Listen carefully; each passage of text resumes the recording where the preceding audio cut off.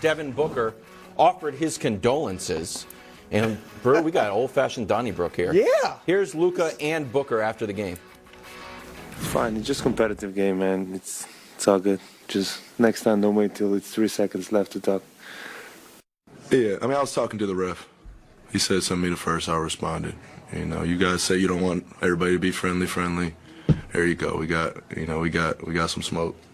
Do you think that traces back to the playoffs last year? Yeah, I mean, it's just two competitors going at it. Like I just said, everybody speaks on how friendly the NBA is now, and don't like that. And I have no problem with Luka on or off the court, but when we're competing, we're competing. Well, say you have a problem on the court. Give me a little bit. Yeah, no problem. Best friends. Is this something, Brew? This is something that I like. Oh, okay. This is what I'm talking about. Look, I know the Nick Wrights of the world, that millennials and all that. All you know is a soft, buddy. Let's have sleepovers and slumber parties. NBA, y'all be soft. I like D-Book and Luka bringing it back to what it really is. Fine. Competitiveness. That's fine. You're wrong about me wanting it to be soft and not competitive. That's what you like. That's just not true. You like, let's go out to dinner, maybe a movie after the game. Listen, I know back in your day, Magic and Isaiah kissed on the cheek before finals games. But after that, they went they literally had dinner before finals games. But that was a much more rough and tumble era. That's not the point. I am fine with trash talk. I'm fine with the guys getting jaw to jaw. I tweeted I thought it was embarrassing for Booker to pick this spot because of what Luka did to him the last time he talked trash. And then all of a sudden, up to and including Brew's buddy Eddie Johnson from the Suns, were like, oh, put on a jockstrap, young man. You don't know how trash talk works. And I'm like, no, I get how trash talk works. But I also think you have to understand as a trash talker, you are opening yourself up to a few, hey, guys, remember this? And that's what Booker did, because I do remember, we can show you this video, the last time Booker talked trash, Luka walked in the tunnel and seemed, let's call it non-play, please. Everybody acts tough when they're up, and then 3 days later, it was 57-27 in his building, and it was 30-27 Luka over the team. And so for that same guy to wait until big brother Kevin gets there, he hits the game-winning shot, and then talks for the first time that I saw all game with 3 seconds left. Yeah, it's a little, okay. Like, I'm not morally opposed to it, but I think it's fair game to point out who was talking and what happened the last time these teams played when something was actually on the line is Luka mortified him on national television in his building in a Game 7. That's fair game, too. You're right. He's just soft. You got it right. Coming up next, the wildest take on the Lakers that you've heard. Just give it away. It's just coming up. That is not That's the take. You are really Ram trucks built to serve. Oh, live from New York. It's the show that is back from vacation. Yes. It is First Things First. Oh, how I missed you guys. Well, one-way street. Today, Luka. Wow. Shots fired already. Get into it. Why Nick thinks this loss was actually good for the Mavs. Meanwhile, of course he did. Derek Carr headed to New Orleans. Does this mean Aaron Rodgers headed to New York? And finally, I mean, one person on this show, not naming names, says the Lakers are still title contenders. Not playoff contenders, can make a run at the title. And he said it with bass. Well, too. don't give away who it was. It wasn't a joke. It wasn't a maybe. Okay. I'm Kevin Wildes alongside Chris Broussard. Yeah. Nick, what do you think about that take from unknown person? Maybe it's Antoine. Sounds smart.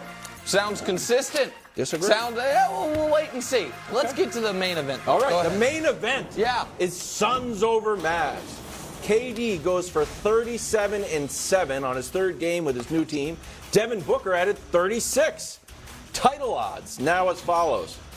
The Bucks and the Celtics tied at 1, even though the Celtics can't even beat the Knicks. Suns with the bronze. Then the maybe 3-time MVP. Then the Warriors. I don't know about the Warriors. We'll get into them later. Stop dissing. Brew, are your Suns, newly christened Suns a clear-cut favorite to win the When title. did they become Well, the I Suns? clearly I have the Suns and the Warriors. I'll take it. All right, I'll take that. All right, and then I got Boston in the East. So 3 of the 5 I'm with. All right, here we go. Let me answer your question. This is what I'm going to say. They should, the Phoenix Suns should, forget my pick, should win the title. If Kevin Durant is what we all have said he is, if Devin Booker is the superstar, budding superstar that we think he is, if Chris Paul is the leader, the floor general, we think he is top 5 point guard of all time. Sure. Then they should win the title. How about DeAndre Ayton? Of course. Well, he's a top 5-ish center, maybe, depending on who you count as a center. Overqualified fourth option. How about that? Absolutely. Like, it's a legit big 4. He can give you 18 and 10. Sure. You don't have to run plays for him. There, obviously, health is an excuse. If Chris Paul gets hurt or if Kevin Durant gets hurt, because Chris Paul's going to be 38 in May. And Kevin Durant Can is you only imagine 34, if you but ever he's in saw someone be at 38 and play great? right. I can't imagine. We'll get to him later. He's on All a right. scooter, scooting around Staples But Center. besides health, there is no excuse. Okay. No excuse. Now, I get, Nick, quickly, that they're not the favorites because you have to factor in the health. Yeah. Because, Boston and Milwaukee look so good and KD just got there. I get all that, so I'm not upset if they're not the favorites. Sure. But they should, health, intact, win the championship. See, I think that's a bridge too far for me to go, which is I think if they are fully healthy for the entirety of the playoffs, to me it will be disappointing if they don't make the finals. I don't think it's fair to say that they are the favorites to win the title because favorites is fine, but don't you think?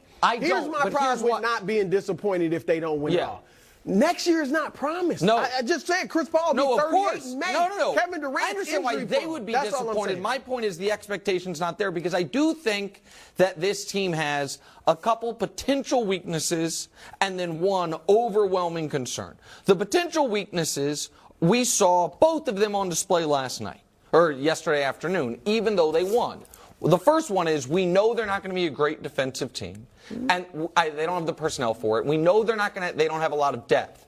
The other one is so much of their postseason success, I believe, is going to come down to Chris Paul making shots because teams are going to do what the Mavs did, which is totally sell out on Durant. Partially sell out on Booker. Yes, listen. They Durant, still gave Booker, you 73 absolutely, combined. But Durant, as great as he is, 12 of 17 on tough looks is not going to be Durant every single night. He's not, listen, he's one of the greatest players ever. He's not 68%, throughout the postseason. So what you saw was, in the playoffs, it's going to be a lot of Okogie and Craig and Wainwright and Chris Paul. With open shots, can they make them? And so that, to me, will determine a lot. And then the health part. There are 3 teams in the NBA Wilds that I don't think you can just throw on as long as they're healthy, like you do with every caveat, because them not being healthy is as likely as them being healthy. And those are the Lakers, the Clippers, and the Suns. Those are and maybe even the Warriors. Sure, I'm talking about teams that I think are actual contenders. I don't put the